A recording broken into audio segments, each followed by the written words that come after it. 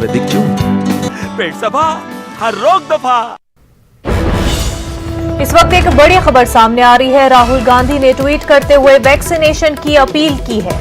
राहुल गांधी अपने ट्वीट में लिखते हैं, अनलॉक हो रहा है लेकिन कोरोना वायरस हमारे बीच है और रहेगा।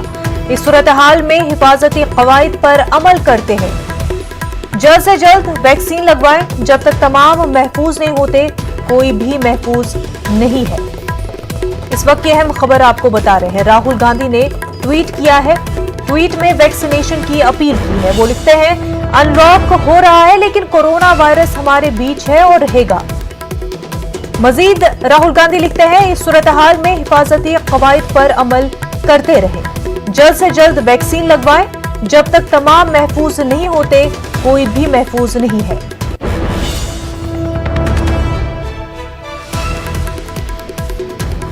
राहुल गांधी का ट्वीट सामने आया है।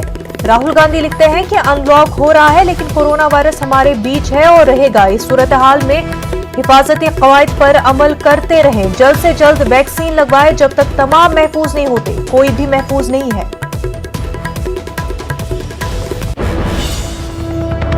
आगे बढ़ते